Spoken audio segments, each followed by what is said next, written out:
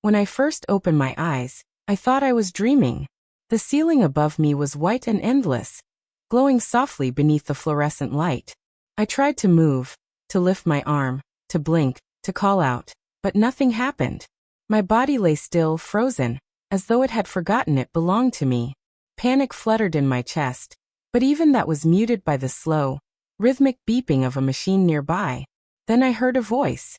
"She's stable but unresponsive," said someone gently, a nurse perhaps. "The accident caused head trauma. The swelling's gone down, but she hasn't regained consciousness." Unresponsive. That word wrapped around me like a curse. I wanted to scream, to tell them I could hear, that I was alive.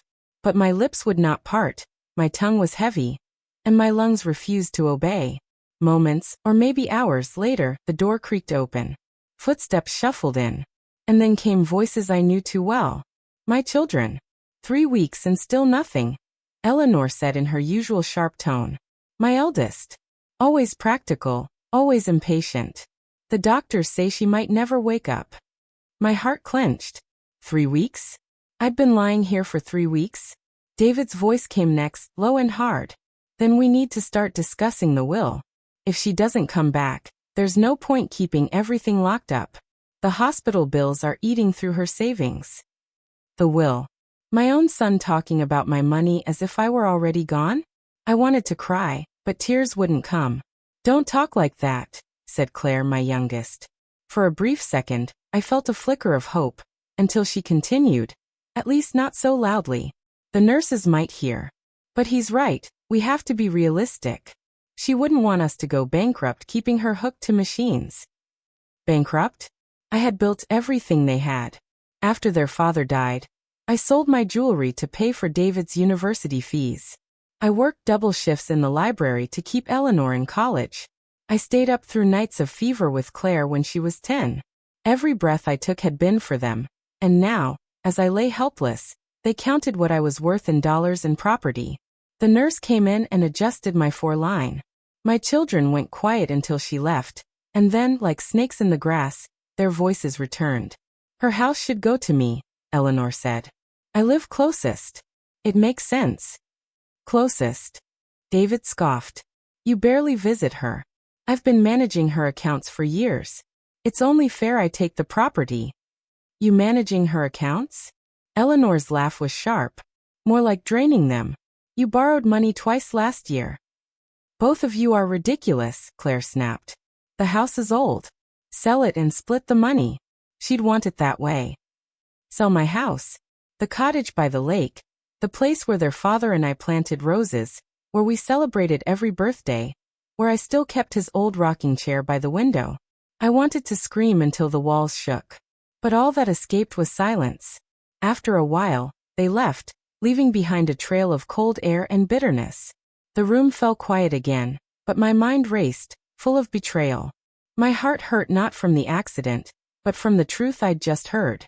They didn't love me anymore. Maybe they never really did. That night, as the machines hummed and the moonlight slipped across my bed, I made a promise to myself. If I ever woke up, if I ever got the chance, I would make them see who they had become. I would make them remember what a mother's love once meant. I would wake. I would rise. And I would never let them forget what they said while I could hear every word. Days and nights bled together in an endless loop of half-silence and scattered voices. The nurses came and went with their soft footsteps, whispering about my condition as if I couldn't hear them. But I could hear everything. Every sigh, every breath, every selfish word that slithered through the air when they thought I was gone. It's strange. When your body is still but your mind is alive, time loses meaning. The clock ticked on the wall, but I couldn't see it. The sun must have risen and set hundreds of times, but all I knew were the echoes around me. Sometimes I would hear Eleanor's perfume before I heard her voice. She always wore something heavy and floral, too sweet, too strong. "We can't keep paying for this," she said one morning, her heels tapping like tiny hammers on the hospital floor. 3 weeks turned into 4. The doctors say there's no progress. It's cruel to keep her like this. Cruel. That word stabbed deeper than a knife. "She'd understand," Claire replied. "You know how practical she was. She wouldn't want us to waste money." David's voice came, low and restless. Maybe we should check her safe deposit box. We'll need access to her account sooner or later. I can handle it if you both don't want to. I wanted to scream. Don't you dare touch my things. But my voice was trapped somewhere deep inside me, locked behind layers of flesh that refused to obey. That night, I heard something even darker. She's not going to make it, Eleanor whispered. The doctor said if there's no improvement this week, she might never wake up. Maybe it's time to accept it. David sighed. If she doesn't wake up, the money and property will split 3 ways. We should make sure everything's documented properly. I already took care of her jewelry, Claire murmured. No need to argue. It's safe with me. Her jewelry. My wedding ring, my mother's pearls gone. I felt my heartbeat spike beneath the machines. Every word they spoke felt like a nail sealing the coffin of the woman they were supposed to love. The only comfort in that cold, sterile room was the voice of Nurse Grace. She spoke softly, hummed when she cleaned, and sometimes told me stories about her little boy. Her kindness was like sunlight through a crack in a locked window. But even that light couldn't shield me from what I heard next. One afternoon, I heard the doctor's voice near my bed. Her vitals are stronger today. If this continues, she might regain consciousness soon. My heart lifted for the first time in weeks. I was coming back. I was fighting through. But then came David's whisper, so low and venomous that even the machines seemed to pause. We can't let that happen. Silence. Then Claire's trembling reply. What do you mean? You heard what the doctor said. If she wakes up, she'll start asking questions about her jewelry, her accounts, the will. Everything. She'll ruin us. Eleanor's voice turned cold. So what are you suggesting? David hesitated. I'm just saying, maybe we should think about her quality of life.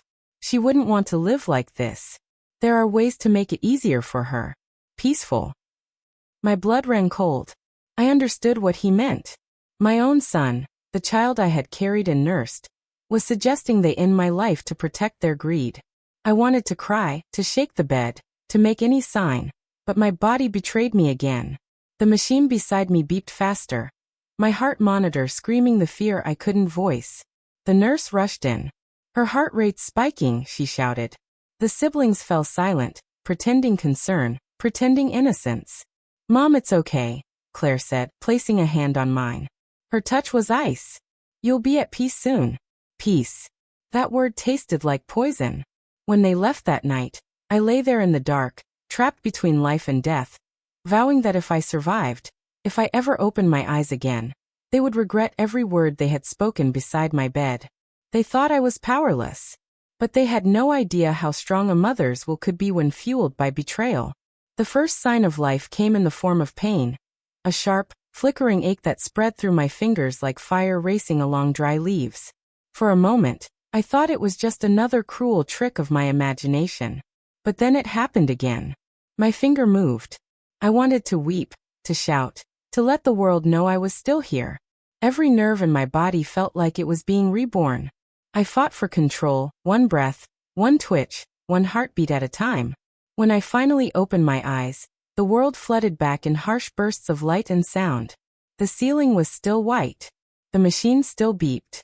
But everything was real. I was alive. I had clawed my way out of the dark. The door burst open and the nurse gasped. She's awake. Grace. My angel. She ran out calling for the doctor. Moments later, my children appeared. Eleanor first, then David and Claire. Their faces were pale, masks of disbelief rather than joy. Mother, Eleanor said softly, her voice trembling in a way that didn't sound like love. Oh, thank God. Her hands clutched the side of the bed, but she didn't meet my eyes. David hovered behind her, jaw tight, as though calculating what this meant for him. Claire's tears looked forced, her smile stretched thin. They didn't want me back. I could feel it. Where am I? I asked weakly, pretending confusion. My voice cracked like brittle paper. You were in an accident, David said, forcing a sympathetic tone. You've been unconscious for weeks. We were so worried. I wanted to laugh. Worried? I had heard their worry. It had sounded like greed, like whispers of poison and property. But I kept quiet. Let them think I remembered nothing. That was the only power I had now, silence. Over the next few days, Grace became my confidant. She fed me, helped me sit up, and talked to me as if I were human again. When no one was around, I whispered, "Grace, they wanted me gone." She froze, eyes wide. "What do you mean, Mrs. Langford?" "I heard them," I said, voice trembling. "All of them. Talking about my money, my house, even ending things early." Grace's face darkened. "You remember?" "Everything," I whispered. From that moment, Grace became more than a nurse. She became my ally. She helped me regain strength, one small victory at a time. She also helped me arrange something my children would never suspect. One evening, after visiting hours, she wheeled in a man in a gray suit, my lawyer, Mr. Harland. He had been my husband's friend long ago, loyal and discreet. "Margaret," he said softly, "you gave me quite a scare." "I need to make changes," I whispered, "to my will. And I don't want my children to know." His brows rose, but he nodded. Grace closed the blinds. Under the cover of night and the soft hum of machines, I dictated every word. The house, the investments, the savings. Everything would be donated to charity. St. Mary's Hospital, the local orphanage, the scholarship fund for poor girls. Every cent of it would go where it mattered. The only person named in the will, apart from those causes, was Grace. I left her the small seaside cottage my husband had loved. The rest would go to heal, not to feed greed. As I signed the papers with trembling hands, I felt a strange calm settle inside me. I was no longer the helpless woman lying between life and death. I was in control again. When the documents were sealed, I looked at my lawyer and whispered, "Don't file it yet. Wait until I call for you. I want them to see it, with their own eyes." He nodded. Understood. The next morning, my children arrived again, smiling like vultures circling prey. They brought flowers and gifts, talked about how we'd all be a family again. I played along, nodding weakly, pretending to forget. But beneath the surface of my quiet smile burned a secret fire. I had come back from death once. Now, I was going to make them wish they'd never stood beside my bed whispering about my end. My revenge wouldn't be loud or violent. It would be elegant. It would be final. And it had only just begun. 2 months after I opened my eyes, I was strong enough to walk with a cane. My hair had thinned, my hands shook when I lifted a cup, and my body ached from every small effort. But my mind had never been clearer. Revenge has a strange way of sharpening the soul. It doesn't burn wildly.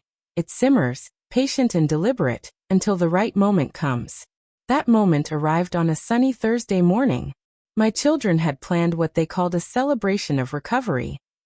Eleanor arranged it at the hospital's private lounge, complete with a cake, decorations, and those plastic smiles that had become their trademark.